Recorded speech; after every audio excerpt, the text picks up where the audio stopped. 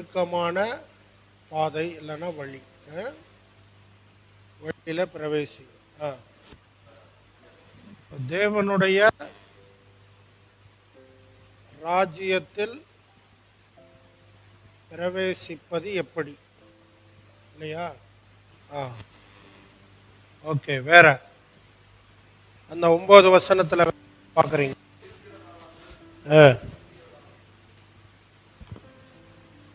பொதுவா உலகத்துல என்ன இருக்குது? ஒரு வேலையாகட்டும், ஒரு நிறுவனமாகட்டும், ஈவன் பாஸ்டர்ஸே இருந்தா கூட சீனியாரிட்டிக்கு என்ன இருக்குது? முக்கியத்துவம். உலகத்துல என்னத்துக்கு முக்கியத்துவம்? அனுபவத்துக்கும் சீனியாரிட்டி. நான் இத்தனை வருஷமா இங்க இருக்கிறேன், ஏன்னா இன்னைக்கு வந்துட்டு பெருசா இது பண்றேன் அப்படிங்கிற ஒரு அதிகார போக்கு நிறைய இடத்துல இருக்கு. அப்ப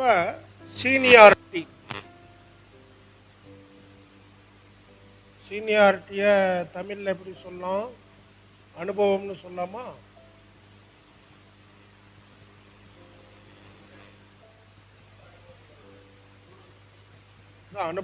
அனுபவம் போட்டுக்குவோம். சரி, அப்படி ஆண்டவர் சொல்றாரு, தேவனுடைய ராஜ்யம் உல்டாவா இருக்குது. அங்க எதுக்கு இடம் இல்லை? சீனியாரிட்டிக்கு இடம் இல்லை. ரைட்டா? போன மாசம்தான் ஆண்டவரை ஏத்துக்கிட்டு ஆண்டவர் வருகைக்குள்ள பயங்கர தீவிரமா வாழ்ந்துட்டா அப்படின்னா அந்த எல்லாருக்கும் முந்தி இருப்பார். அதுக்குதான் ஒரு ஓமையை ஆண்டவர் சொல்லுவார். அந்த ஓமையை பத்தி பின்னால யோசிப்போம். ஓகே, இது வந்து எங்க இல்ல? சீனியாரிட்டி வந்து உலகத்துல. ஆனா பரலோகத்துல அது இல்லை.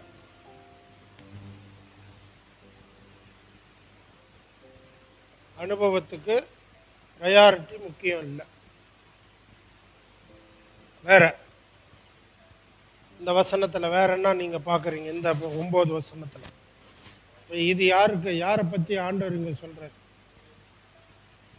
ஊழியர்கள் மட்டும் இல்லை, விசுவாசிகள். அவங்களும் விசுவாசிகள் தான். அவங்களும் சபைக்கு வர்றவங்க தான். அவங்களும் ஒரு சிலர் ஊழியம் செய்யறவங்க தான். ஆனா அவங்க எதுக்குள்ள வரல? இடுக்கமான வாசலுக்குள்ள வரல. ஆனா சபையில மெம்பர்,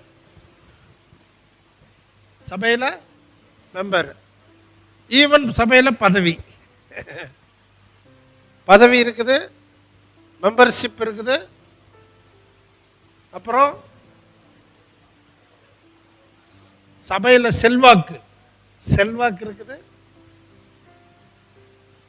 ஆனால் முந்தினோர் பிந்தினோர். இவங்களுக்கு ஆண்டவர் என்ன சொல்றாரு? உங்களை யாருன்னு தெரியல போன்ற, நான் உங்களை அறிய, நீங்க எவ்விடத்தாரோ எனக்கு தெரியல. அரசூருங்கன்னா தெரியாது அவருக்கு, மேட்டூருங்கன்னா தெரியாது. இடுக்கமான வழியில பிரவேசிச்சவங்கள தான் அவருக்கு அடையாளம் தெரியும், இல்லைங்களா? ஓகே, சரி. வேற ஏதாவது இந்த வசனங்கள்ல உங்களுக்கு ஏதாவது அப்சர்வேஷன் இருக்கா?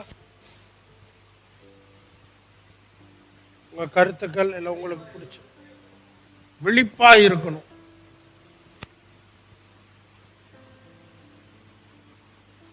விழிப்பு அப்படிங்கிறது என்னத்தை குறிக்குது?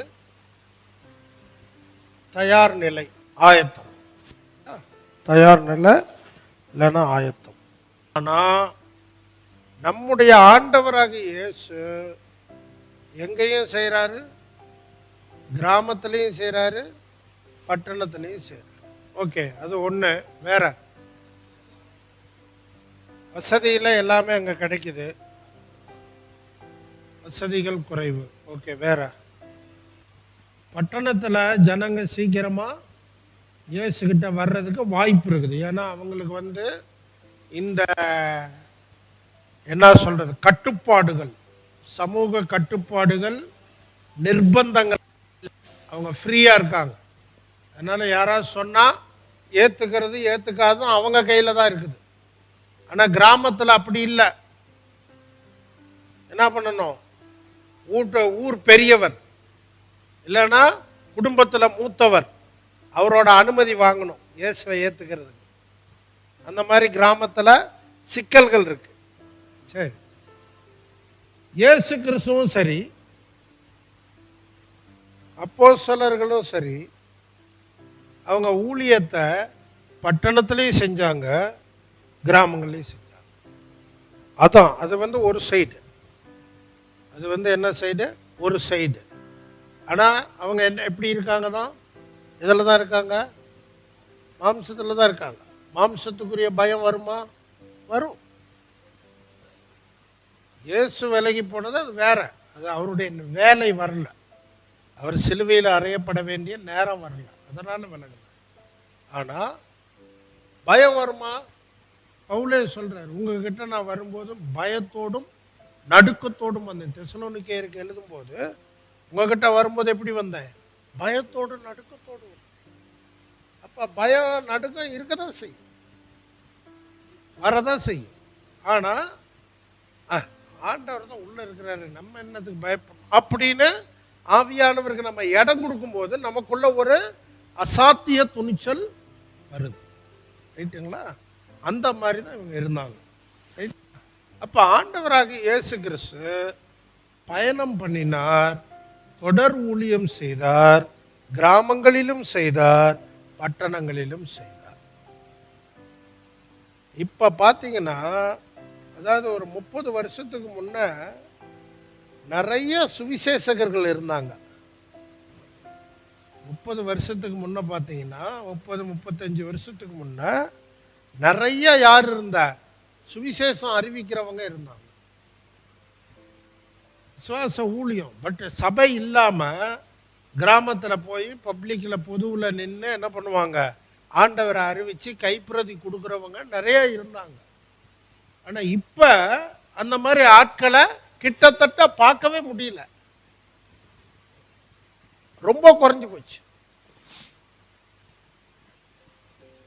ஏன்னா எதுக்கடா அங்கேயும் இங்கேயும் அலைஞ்சிட்டு ஒரு சபையை வச்சா அக்கடான்னு ஒரு இடத்துல உட்காந்துக்கலான்னு நிறைய பேர் தங்க அழைப்பையே மாத்திட்டாங்க. சுவிசேஷகனா இருக்கிறவனுக்கு சுவிசேஷத்தினால ஆண்டவர் அழகான பிழைப்பு கொடுப்பார். ஆனா சுவிசேஷத்தை அறிவிக்கிறத விட்டுட்டு என்ன செய்ய வந்துட்டாங்க? சபை ஊழியத்துக்கு வந்த உடனே சபை ஒன்றும் வளர மாட்டேங்குது. அவங்க நினைச்ச மாதிரி வளர்ச்சி இல்லை, முன்னேற்றம் இல்லை, பெருக்கம் இல்லை. காரணம் என்ன? அவங்க அழைப்பு விட்டுட்டு வந்துட்டாங்க. இதுல பத்திரமா உட்காந்துக்கலாம்னு நினைச்சாங்க. ஆனா என்ன இல்லை, இப்ப நிறைய பேரோட ஊழியத்துல ஃபெயிலியர் வர்றதுக்கு முக்கியமான ஒரு காரணம் என்னன்னா, அடிப்படையா முக்கியமான ஒரு காரணம், அவர்கள் அழைப்பை விட்டு மாறிவிட்டார். நமக்கு எது வசதியா இருக்குதுங்கிறது நம்முடைய அழைப்பு இல்லை. அவர் நம்மளை எதுல அழைத்தாரோ அந்த ஏரியாவில் தான் நம்மளை வல்லமையா என்ன பண்ணுவாரு? பயன்படுத்தும். புரியுதுங்களா? இப்ப சுவிசேஷகர்கள் குறைஞ்சிட்டாங்க. அப்ப சுவிசேஷத்தில் பார்த்தீங்கன்னா அவங்க என்ன பண்ணுவாங்க? கிராமங்கள்லையும் ஊழியம் செய்வாங்க, டவுன்கள்லையும் ஊழியம் செய்வாங்க. இன்னைக்கு அப்படி இல்லாம இருக்குது. ஆனா மறுபடியும் நாம சுவிசேஷகர்கள் நிறைய பெருகிறதுக்காக என்ன பண்ணணும்? ஜெபம் பண்ணணும். இதுதான் கிறிஸ்துவினுடைய முன்மாதிரி. பயம்தான், எல்லாருக்குமே பயம்தான். நம்ம பொதுவில் கூட்டம் நடத்துறது கூட தானே பயந்துக்கிறோம் இல்லையா? ஆனா அதில் தான் எதை விட்டுட்டோம்னா, ஆண்டவர் இயேசு சொன்ன வார்த்தையை விட்டுட்டோம். உங்களுடைய சரீரத்தை மாத்திரம் கொல்ல வல்லவர்களுக்கு நீங்க என்ன பண்ணாதீங்க? பயப்படாதீங்க. உங்களை நரகத்திலே தள்ள வல்லமையுள்ளவருக்கே பயப்படுங்க அப்படின்னு ஆண்டவர் சொன்னார் இல்லையா? அதனால அங்க நம்ம ஆண்டவருடைய வார்த்தை என்ன பண்ணல? விசுவாசிக்காம இருக்கும். அப்ப இயேசு கிறிஸ்துடைய ஊழியம் தான் நமக்கு ரோல் மாடல், நமக்கு முன்மாதிரி. அவர் அப்போஸ்தலராகவும் இருந்தாரு, அவரு தீர்க்கதரிசியாகவும் இருந்தாரு, சுவிசேஷகராகவும் இருந்தாரு, மெய்ப்பனாகவும் இருந்தாரு, அப்புறம் போதகராகவும் வசன போதகராகவும் இருந்தார். 5 செஞ்சார். ஆனால் நம்ம அப்படி 5 இருக்க முடியாது. நமக்கு ஒரு பிரதான அழைப்பு இருக்கும். ஒன்றா நாம் சுவிசேஷகராக இருக்கலாம், இல்லை ஒரு சபை மேய்ப்பராக இருக்கலாம், இல்லை ஒரு வசன போதனையாளராக இருக்கலாம், இல்லை ஒரு தீர்க்கதரிசியாக இருக்கலாம். இந்த அனுபவத்தினூட கடந்து வந்த ஒரு ஆள் தான் என்னவா முடியும்? அப்போஸ்தலராக இருக்கும். அது எடுத்தவனெல்லாம் யாரையும் ஆண்டவர் அப்போஸ்தலராக கூப்பிட மாட்டார். நீங்கள் அந்த எடுத்தவனா அப்போஸ்தலர் ஆகிற பாக்கியம் அந்த 10 பேர் தான். சரியா? அவங்களுக்கு மட்டும்தான் என்னது, அவர் பின்னால் எல்லாத்தையும் விட்டுட்டு வந்தாங்க. ஒன்றுமே தெரியாமல் இயேசு கூப்பிட்டாருன்னு வந்தாங்க. அதனால அவர்களுக்கு என்னங்கிற டைட்டில், அப்போஸ்தலருங்கிற டைட்டில் கிடைச்சிது. ஆனால் அதுக்கு பின்னால் வந்த அப்போஸ்தலர்கள் எல்லாருமே எப்படி தான் அப்போஸ்தலர்? இந்த 4 இந்தியா ஊழியத்திலையும் அனுபவம் அடைஞ்சு முதிர்ச்சி அடைஞ்சு தான் அப்புறம் வாங்க அப்போஸ்தலர் ஆவாங்க. அதுக்கு சிறந்த உதாரணம் யாரு? பவுலும் பர்னபாவும். சிறந்த உதாரணம் யாரு? பவுலும் பர்னபாவும். பர்னபா பவுல அப்போஸ்தல ஊழியத்துக்கு இல்லை சபை நாட்டுற ஊழியத்துக்கு ஆண்டவர் எவ்வளோ நாள் கழிச்சு அழைக்கிறாரு? பவுல் கிட்டத்தட்ட சின்ன வயசுல இருந்தே வசனத்தை கற்றுக்கிட்டவன், கமாலியல் பாதத்தில் உட்காந்து கற்றுக்கிட்டவன். ஆனால் கூட இயேசுவை ஏற்றுக்கிட்டவுன்னா அவன் என்ன பண்ணல? அப்போஸ்தலனா ஆண்டவர் அனுப்பல. அவன் சுவிசேஷ ஊழியம் செஞ்சு, வசன போதனை ஊழியம் செஞ்சு, சபையில் மெய்ப்பனாக இருந்து 3 வருஷம் வனாந்தரத்தில் காத்து தனித்து ஜெபம் பண்ணிட்டு இருந்து, இப்படி எல்லா அனுபவங்களையும் கடந்து ஒரு 15 வருஷம் கழிச்சு தான் ஆண்டவர் என்ன சொல்றாரு? நான் தெரிந்து கொண்ட பவுலையும் பர்னபாவை என்ன பண்ணுங்க? பிரித்து சொல்றாரு. புரியுதுங்களா? அப்ப இந்த அப்போஸ்தல ஊழியங்கிறது சும்மா ஒரு டைட்டில் கிடையாது. அப்போஸ்தலர்கள்னாவே என் ஜனங்களுக்கு முன்னால என் உயிரை எடு அப்படின்னு முன்னால நிக்கிறவங்க தான் யாரு? அப்போஸ்தலர். தங்க ஜீவனை துணிந்து கொடுக்கிறவங்க தான் அப்போஸ்தலர். இதோட கருத்து மாறி உலாவிட்டு இருக்கு. ரைட்டுங்களா? ஸோ ஆண்டவராக இயேசு கிறிஸ்து 5 வகை ஊழியத்திலும் இருந்தார். அவர் பயணங்களை மேற்கொண்டார், தொடர் ஊழியம் செஞ்சாரு. அதனால தேவனுடைய ராஜ்யம் ஜனங்களுக்கு பிரசங்கிக்கப்பட்டார். அனுப்பப்பட்டவர் அப்படிங்கும்போது ஒரு கூட்ட விசுவாசிகள் ஆண்டவர் சார்பாக ஒருவரையோ இருவரையோ ஒரு குழுவையோ கிறிஸ்துவ அறிவிக்கப்படாத ஒரு இடத்துக்கு அனுப்புறாங்க. அதான் அனுப்பப்பட்டவர். இப்போ ஒரு ஆள் கேள்வி கேட்கிறார். என்ன கேள்வி கேட்கிறாரு? ஐயா, ரட்சிக்கப்படுறவங்க கொஞ்சம் பேர் தானா? எல்லாரும் ரட்சிக்கப்பட மாட்டாங்களா? நல்ல கேள்விதானுங்களே, இல்லையா? நமக்கு அந்த கேள்வி இருக்குல்ல. ஒன்று போற போக்க பார்த்தா ஒன்று எல்லாருமெல்லாம் பரலோகத்துக்கு வரமாட்டாங்களாட்ட இருக்குதுங்களே. சர்ச்சுக்கு இத்தனை பேர் வர்றாங்க, எல்லாரும் பரலோகத்துக்கு வரமாட்டாங்களாட்ட இருக்குது. ஏன் இந்த ஆளுக்கு இந்த கேள்வி வந்திருக்கும்? இயேசுநாதர் காலத்தில் என்ன நடந்ததுனால இந்த கேள்வி அவங்களுக்கு வந்திருக்கலாம்.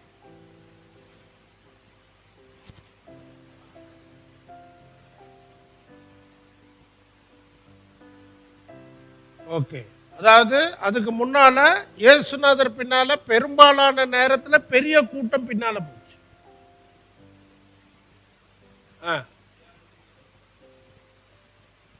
எந்த கல்யாண வீட்டுக்கு? Okay okay. கல்யாண வீட்டோட ஓமை. அந்த கல்யாணத்துக்கு கூப்பிட்டவங்க வரல இல்லையா? ஓகே, விருந்து. ஓகே, இப்போ இயேசு கிறிஸ்து பின்னால ஒரு பெரிய கூட்டம் போகுது. ஒரு கூட்டம் ரசிகர் கூட்டம். ஒரு கூட்டம் என்ன கூட்டங்க? ரசிகர். அப்பா என்ன செஞ்சார் தெரியுமா? ஐயா, பக்கத்துல நின்று பார்த்தையா, அப்படியே இது பண்ணிட்டு இருந்தாயா, எல்லாம் பயந்து நடுங்கிட்டு நின்றுட்டு இருந்தான். அவரு அப்படியே பார்த்துட்டே இருக்கிறாரியா, எங்களுக்கெல்லாம் ஆச்சரியமா இருக்குது அப்படின்னு இவங்க பார்த்ததை போய் என்ன பண்ணுவாங்க? அப்படியே கண்ணு காது மூக்கெல்லாம் வச்சு என்ன பண்ணுவாங்க? அப்படியே சொல்லுவாங்க. இவங்க சொல்றத ஒரு பெருங்கூட்டம் கேட்கும். ஸோ அவர் கூடவே இந்த மாதிரி கதை அளக்கிறதுக்கே ஒரு ரசிகர் கூட்டம் ஒன்று யார் பின்னால் போயிட்டு இருக்குது? ஏசு பின்னால போகிறோம். இல்லைங்களா? இன்னொரு கூட்டம் இவர் எதையா வியாதியஸ்தர்கள், தேவை உள்ளவங்க இல்லைங்களா? வியாதி, பேய் பிடிச்சவங்க, அப்புறம் ஏதாவது ஒரு அற்புதம் தேவைப்படுறவங்க, அந்த மாதிரி ஆளுங்க.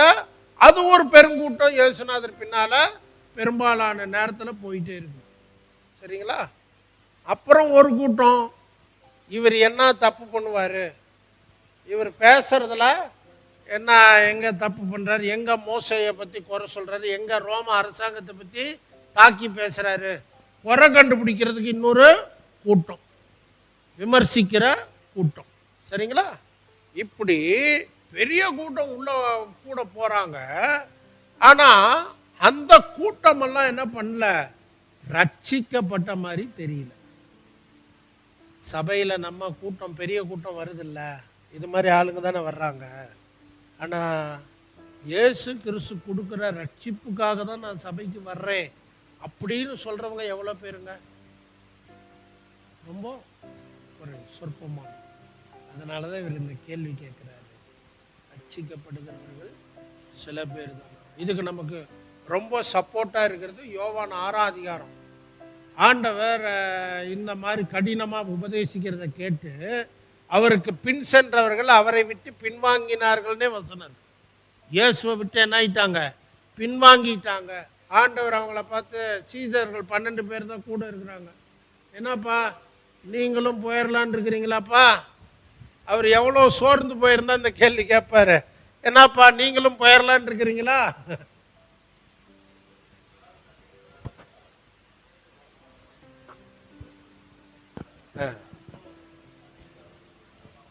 பின்வாங்கிட்டாங்க.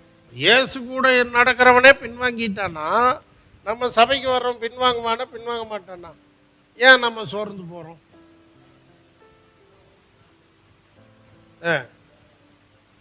அதுதான் சொல்றேன். இப்ப நம்ம விசுவாசத்துல நிலைச்சிருக்கிறோம் அப்படின்னா என்ன காரணம்? நம்ம மேல இருக்கிற தேவனுடைய கிருபை, பிதாவின் அருள். ரைட்டுங்களா? ஆனா எப்படி தெரியும் பிதா அருளை இவன் பெற்றிருக்கிறான், இவன் பெறலன்னு ஏதாவது ஆண்டவர் சீலாயில ஒட்டி இருக்கிறார்? ஒன்றும் இல்லை. நிலைச்சிருக்கிறவன் பிதாவின் அருளை பெற்றவன், பின்வாங்கி போனவன் பிதாவின் அருளை இழந்தவன். ரைட்டுங்களா? சரி, ஆண்டவர் கேட்குறார், நீங்களும் போயிடலான் இருக்கிறீங்களாப்பா? பேதுரு சொல்ல, ஆண்டவரே உங்களை விட்டுட்டு யாருக்கிட்ட ஆண்டவரே போக முடியும்? ஜீவன் தரும் வசனங்கள் உம்மிடத்தில் அல்லவா இருக்கிறது. இல்லையா? இப்ப ரட்சிக்கப்படுகிறவர்கள் சில பேர் தானா ஆண்டவரே? கேட்டவுன்னா ஆண்டவர் இந்த பதில் சொல்றாரு. 24ஆம் வசனம் இன்னொரு வாசம். உட்பிரவேசிக்க பிரயாசப்படுங்கள், அநேகர் உட்பிரவேசிக்க வகை தேடினாலும் அவர்களாலே கூடாமற் போகும் என்று உங்களுக்கு சொல்லுகிறேன். இப்ப தேவனுடைய ராஜ்யத்துக்கு போறதுக்கு ஒரு பாதை இருக்குதுன்னு வச்சுக்கோங்க. தேவனுடைய ராஜ்யத்துக்கு போறதுக்கு ஒரு பாதை. இது எப்படிப்பட்ட பாதை? இடுக்கமான ஒரு பாதை. இடுக்கமான ஒரு பாதை. உலகத்தில் நம்ம பார்க்குற ஒரு பாதை நல்லா வழி விசாலமாக நேஷனல் ஹைவே மாதிரி இருக்குது. ஆமாம், 8 ரோட நீங்கள் வச்சுங்களேன், ஹைவே மாதிரி இருக்குது. இந்த ஹைவேல ஏகப்பட்ட ஹோட்டல் இருக்குது, ஏகப்பட்ட பார் இருக்குது, ஏகப்பட்ட கிளப் இருக்குது, எல்லாம் இருக்குது. இந்த நேரோ ரோட்டில் டீ கடை கூட இல்லை, அதிகமாக டீ கடை கூட அதிகமாக இல்லை. இது இடுக்கமான வழி, இது அகன்ற பாதை. இயேசுவை ஏற்றுக்கிட்டவனால இந்த பாதையில் நடக்க முடியாது. இயேசு என்னோட ஆன்மாவை ரட்சித்துறாருங்க அப்படிங்கிறவன் இந்த ரோட்டில் இருந்து இங்கேயோ இங்கேயோ இங்கேயோ என்ன பண்ணிடுறான்? டைவர்ஷன் எடுத்து இந்த ரோட்டுக்கு வந்துடுறான். இந்த ரோட்டுக்குள்ளே பூந்த சிலர் இங்கேயோ இங்கேயோ இங்கேயோ என்ன பண்ணிடுறான்? இது ஒத்து வராதுங்க, நமக்கு ரொம்ப கஷ்டங்கன்ட்டு இங்கே பூந்துட்டோம் எல்லாருமே. அதான் உண்மை இல்லை. இப்போ நம்ம இதெல்லாம் பேசுகிறோமே, நமக்கு ஒரு வசதியான வாழ்க்கையாக நமக்கு யாராவது ஆஃபர் பண்ணால் உடனே நம்ம என்ன பண்ணுவோம்? சந்தோஷமாக வாங்கிக்குவோம், ஏற்றுக்குவோம். அதான் நம்முடைய மனநிலை இல்லையா? ஆனா ஆண்டவர் என்ன சொல்றாரு, இந்த ஹைவே, இந்த பாவம் நிறைஞ்ச வழியில நீ உள்ள வந்தீன்னா நீ எங்க போக முடியாது? எங்க போக முடியாது? ஜீவனுக்கு போக முடியாது. இதோட முடிவு என்னது? மரணம்னு சொல்லும் போது நீங்க என்னன்னு நினைக்க கூடாது, வாழ்க்கை முடியுது அது இல்ல மரணம். இல்ல, தேவனை விட்டு பிரிவு. இங்க யார் இல்ல? தேவன் இல்ல. இவங்க இப்ப உலகத்துல வழியில நடக்கிறவங்க எல்லாம் செத்து போயிருவாங்களா? அவங்களோட உயிரும் எங்கதான் இருக்கும்? எங்கதான் இருக்கும்? நரகத்துல. அவருடைய புழு, ஆமா, அக்னியும் அவியாது, உயிரும் மறையாது. அவங்களும் உயிரோட தான் இருக்காங்க. ஆனா அங்க யார் இல்ல? தேவன் இல்ல. நாம போறது இதை என்னன்னு சொல்றோம்? இந்த முடிவு, இந்த நெருக்கமான பாதை, சரியா? இந்த இடுக்கமான பாதை, இது இங்க என்னது? முடிவு ஜீவன். இங்க யாரோட? தேவனோட, என்ன, இயேசுவோட. அப்படிதான் இருந்தோம் நம்ம எல்லாருமே. பிறந்த உலகத்துல பிறந்த எல்லாருமே அப்படிதான் இருந்தோம். ஆனா இயேசு நம்மளை வந்து சந்தித்த போது நம்மளை என்ன பண்ணாரு? இந்த பாதையில மரித்தவர்களா இருந்த நம்மளை உயிர்ப்பித்த உடனே நாம் என்ன பண்ணோம்? இந்த பாதையிலிருந்து வந்த எல்லாருமே இந்த பாதைக்குள்ளதான் பூந்தோம். ஆனா பூந்ததுல முக்காவாசி பேர் இதுல இருந்து காணாம போயிட்டாங்க. எல்லாம் இங்க வந்துட்டாங்க. இங்க என்னங்க, சர்ச்சுக்கு போனா இது செய்யாதங்கிறான், அதை செய்யாதங்கிறான், இப்படி இரு அப்படி இருங்கிறான். இது என்ன? இது வாழ்றதுக்கு தான் பிறந்தோம். ஒரு வாழ்க்கை அனுபவி ராஜா, அனுபவி. ஆமா, அது என்னத்துக்கு? இப்ப இயேசு சொல்றார், மறுபடியும் 24ஆம் வசனம். இதோட முடிச்சிடலாம், டைம் ஆயிடுச்சு. உட்பிரவேசிக்க பிரயாசப்படுங்கள். இப்ப பிரயாசப்படணும். பிரயாசம்னா என்னதுங்க? கடின முயற்சி. பிரயாசம்னா கடினமாய் முயற்சி செய்யும். புரியுதுங்களா? அப்ப ஜீவனுக்கு போற வழிங்கிறது கடினமான வேலை.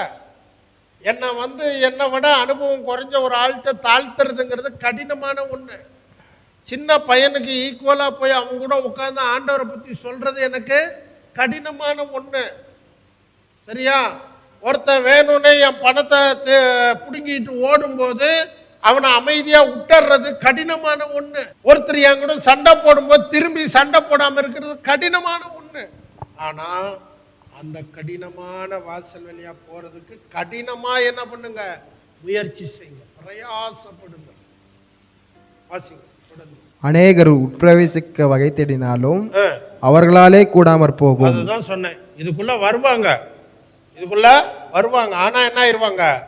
ரிட்டர்ன் ஆயிருவாங்க. முடியாம போயிருச்சு, இது நமக்கு செட் ஆகாதுங்கன்னு திரும்பி வந்துட்டாங்க. முடியாமற் போகும் என்று உங்களுக்கு சொல்லுகிறேன்.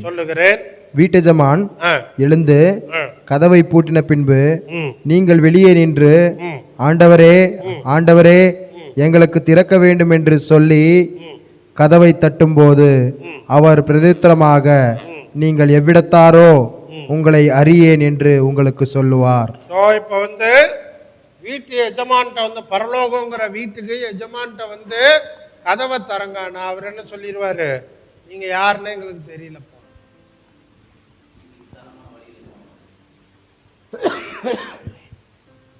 பாவத்தை தண்ணீரை போல பருகினவர்,